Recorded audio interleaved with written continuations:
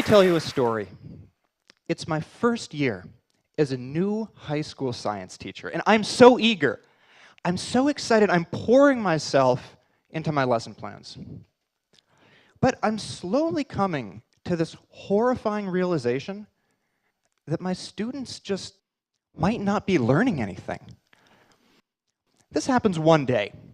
I just assigned my class to read this textbook chapter about my favorite subject in all of biology, viruses and how they attack.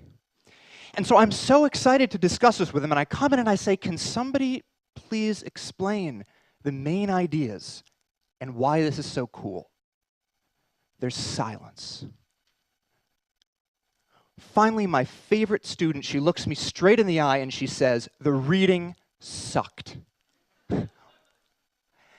And then she clarifies. She says, you know what? I don't mean that it sucks. I mean that I didn't understand a word of it. It's boring. Who cares? And it sucks. These sympathetic smiles spread all throughout the room, though. And I realized that all of my other students are in the same boat. That maybe they took notes or they memorized definitions from the textbook, but not one of them really understood the main ideas. Not one of them can tell me why this stuff is so cool, why it's so important. I'm totally clueless. I have no idea what to do next. So the only thing I can think of is say, listen, let me tell you a story. The main characters in the story are bacteria and viruses. These guys are blown up a couple million times. The real bacteria and viruses are so small, we can't see them without a microscope. And you guys might know bacteria and viruses because they both make us sick. But what a lot of people don't know is that viruses can also make bacteria sick. Now, the story that I start telling my kids, it starts out like a horror story. Once upon a time, there's this happy little bacterium. Don't get too attached to him. Maybe he's floating around in your stomach or in some spoiled food somewhere, and all of a sudden, he starts to not feel so good. Maybe he ate something bad for lunch, and then things get really horrible as his skin rips apart and he sees a virus coming out from his insides. And then it gets horrible when he bursts open and an army of viruses floods out from his insides. If ouch is right, if you see this and you're a bacterium, this is like your worst nightmare. But if you're a virus and you see this, you cross those little legs of yours and you think, we rock. Because it took a lot of crafty work to infect this bacterium. Here's what had to happen. A virus grabbed onto a bacterium and it slipped its DNA into it. The next thing is that virus DNA made stuff that chopped up the bacteria DNA. And now that we've gotten rid of the bacteria DNA, the virus DNA takes control of the cell, and it tells it to start making more viruses. Because you see, DNA is like a blueprint that tells living things what to make. So this is kind of like going into a car factory and replacing the blueprints with blueprints for killer robots. The workers still come the next day, they do their job, but they're following different instructions.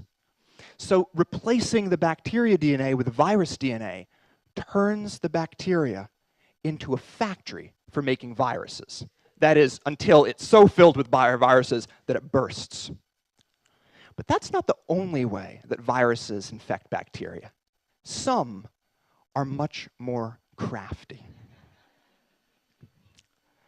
When a secret agent virus infects a bacterium, they do a little espionage. Here, this cloaked secret agent virus is slipping his DNA into the bacterial cell. But here's the kicker. It doesn't do anything harmful. Not at first. Instead, it silently slips into the bacteria's own DNA, and it just stays there, like a terrorist sleeper cell, waiting for instructions. And what's interesting about this is now whenever this bacteria has babies, the babies also have the virus DNA in them. So now we have a whole extended bacteria family filled with virus sleeper cells. They're just happily living together until a signal happens, and bam, all of the DNA pops out. It takes control of these cells, turns them into virus-making factories, and they all burst. A huge extended bacteria family, all dying with viruses spilling out of their guts. The viruses taking over the bacterium. So now you understand how viruses can attack cells. There are two ways. On the left is what we call the lytic way, where the viruses go right in, take over the cells. On the left is the lysogenic way that uses secret agent viruses. So this stuff is not that hard, right? And now all of you understand it. But if you've graduated from high school, I can almost guarantee you've seen this information before. But I bet it was presented in a way that it didn't exactly stick in your mind. So when my students were first learning this, why did they hate it so much? Well, there were a couple reasons. First of all, I can guarantee you that their textbooks didn't have secret agent viruses and they didn't have horror stories. You know, in the communication of science, there is this obsession with seriousness. It kills me. I'm not kidding. I used to work for an educational publisher, and as a writer, I was always told never to use stories or fun, engaging language, because then my work might not be viewed as serious and scientific. Right? I mean, because God forbid somebody have fun when they're learning science. So we have this field of science that's all about slime and color changes. Check this out.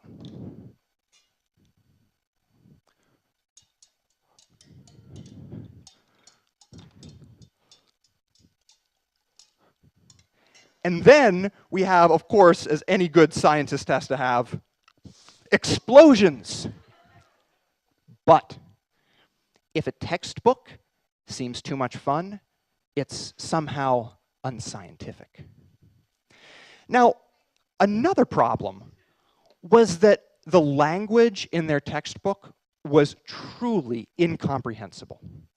If we want to summarize that story that I told you earlier, we could start by saying something like these viruses make copies of themselves by slipping their DNA into a bacterium. The way this showed up in the textbook, it looked like this. Bacteriophage replication is initiated through the introduction of viral nucleic acid into a bacterium. That's great. Perfect for 13-year-olds. But here's the thing. There are plenty of people in science education who would look at this and say there's no way that we could ever give that to students because it contains some language that isn't completely accurate. For example, I told you that viruses have DNA. Well, a very tiny fraction of them don't. They have something called RNA instead. So a professional science writer would circle that and say that has to go. We have to change it to something much more technical. And after a team of professional science editors went over this really simple explanation, they'd find fault with almost every word I've used. And they'd have to change anything that wasn't serious enough. And they'd have to change everything that wasn't 100% perfect. Then it would be accurate, but it would be completely impossible to understand.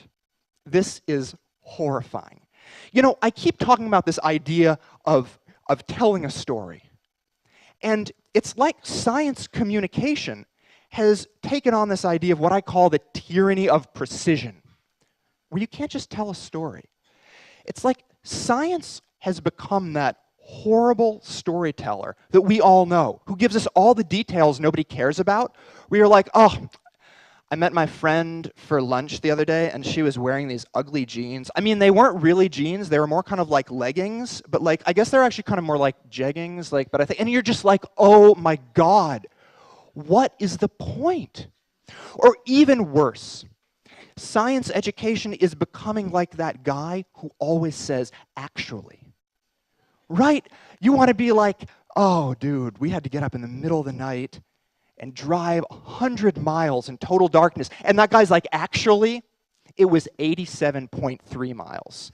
And you're like, actually, shut up. I'm just trying to tell a story. Because good storytelling is all about emotional connection. We have to convince our audience that what we're talking about matters. But just as important is knowing which details we should leave out so that the main point still comes across. I'm reminded of what the architect Mies van der Rohe said, and I paraphrase, when he said that sometimes you have to lie in order to tell the truth. I think this sentiment is particularly relevant to science education. Now, finally, I'm often so disappointed when people think that I'm advocating a dumbing down of science. That's not true at all. I'm currently a PhD student at MIT, and I absolutely understand the importance of detailed, specific scientific communication between experts. But not when we're trying to teach 13-year-olds. If a young learner thinks that all viruses have DNA, that's not going to ruin their chances of success in science. But if a young learner can't understand anything in science and learns to hate it because it all sounds like this, that will ruin their chances of success. This needs to stop. And I wish that the change could come from the institutions at the top that are perpetuating these problems. And I beg them, I beseech them, to just stop it. But I think that's unlikely. So we are so lucky that we have resources like the internet where we can circumvent these institutions from the bottom up. There's a growing number of online resources that are dedicated to just explaining science in simple, understandable ways. I dream of a Wikipedia-like website that would explain any scientific concept you can think of in simple language any middle schooler could understand.